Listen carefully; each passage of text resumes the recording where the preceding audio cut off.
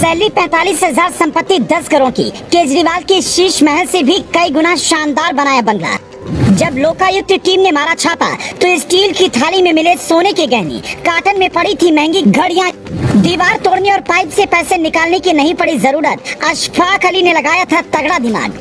यह मध्य प्रदेश की राजगढ़ की जिला हॉस्पिटल का retired store keeper Ashfaq Ali. कपड़ों से जितनी सादगी झलकती है उतनी ही अमीरी घरों की चार दीवारियों में कैद है। जब आयकर विभाग के अधिकारियों को पता चला कि 45,000 कमाने वाले अशफाक अली का 14,000 स्क्वायर फीट में एक शॉपिंग कॉम्प्लेक्स बन रहा है, 3 फ्लोर वाले बिल्डिंग में स्कूल चल रहा है, तो अधिकारियों का दिमाग ठनक गया कि महंगाई के इस दौर में एक स्टोर कीपर इतना अमीर कैसे बन गया। जांच टीम ने छापेमारी का प्लान बनाया और जब घर में पहुंचे तो दरवाजा देख कर लगा कि सामान्य घर है, लेकिन घर के अंदर घुसते ही कहानी खुलने लगी। हॉल में घुसे तो देखा लाखों का सोफा रखा है। घर का इंटीरियर देखकर ऐसा लग रहा था करोड़ों रुपए लगाकर इसे बनाया गया है। मॉड्यूलर किचन, लाखों रुपए का झूमर। जब तक लोकायुक्त विभाग की टीम उतरती तब तक देखा कि स्टील की थाली में करोड़ों के गहने रखे हैं। ये तस्वीर उसी की है। और उसके बाद अधिकारियों की नजर एक ऐसे कार्टन पर पड़ी जिसमें महंगी महंगी घड़ियां यूं ही कूड़े की तरह रखी थी। यहाँ तक कि 42 लाख रुपए कैश प्लास्टिक में यूं ही बांध कर रखे हुए थे। मतलब दीवार तोड़ने और पाइप से पैसे निकालने वाली मेहनत आयकर विभाग के अधिकारियों को करनी ही नहीं पड़ी, क्योंकि अशफाक अली को लगा होगा कि ऐसे ही जहां तहां छिपाकर सामान रख देंगे तो शायद बच जाएं। लेकिन छापेमारी वाले अधिकारी तो दीवार तोड़कर कुछ भी निकाल लेते हैं।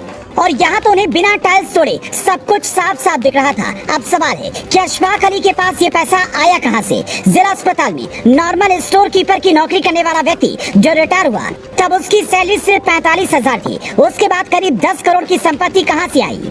केजरीवाल के शीश महल से भी शानदार बंगला उसने कैसे बनवा लिया? क्या उसके पास कोई विदेशी फंडिंग आ रही थी या फिर हेमा मीणा वाली कहानी दोहराई गई? मई के महीने में इसी साल लोकायुक्त विभाग की टीम ने पुलिस हाउसिंग कॉर्पोरेशन को प्रभारी असिस्टेंट इंजीनियर हेमा मीणा, जो कॉन्ट्रैक्ट पर नौकरी करती थी, उसके घर पर छापा मारकर 7 करोड़ की संपत्ति जब्त की थी। जब भोपाल वाले घर पर छापेमारी हुई तो 60 से 70 नस्ल की अलग अलग गाय, करोड़ों के प्लॉट, लाखों की आलीशान गाड़ियां, 30 लाख की TV, 2 truck, 1 tractor, Mahindra Thor और विदेशी डॉग्स को देखकर लोकायुक्त टीम के अधिकारी भी हैरान रह गए। वो खुद ये सोचने लगे कि संविदा पर काम करने वाली एक कर्मचारी इतना कैसे कमा लेती है। तो जब जांच हुई तो पता चला कि हेमा मीणा के सीनियर अधिकारी जनार्दन की खास कृपा हेमा पर थी। इसीलिए जो प्लाट हेमा ने खरीदा उसमें जनार्दन के रिश्तेदार को उसमें भागीदार बनाया। तब डीएसपी संजय शुक्ला, जो लोकायुक्त टीम का नेतृत्व कर रहे थे, उन्होंने कहा था कि हेमा मीणा के खिलाफ हमें साल 2020 में ही आय से अधिक संपत्ति की शिकायत मिली थी। जांच के बाद हमने छापा मारा तो आरोप सही पाए गए। ऐसे में अब अशफाक अली के केस में क्या हुआ है वो लोकायुक्त की टीम ही बता सकती है। क्या अशफाक के आगे पीछे भी इसी तरह की कोई कहानी घूम रही है? इसका खुलासा होना चाहिए।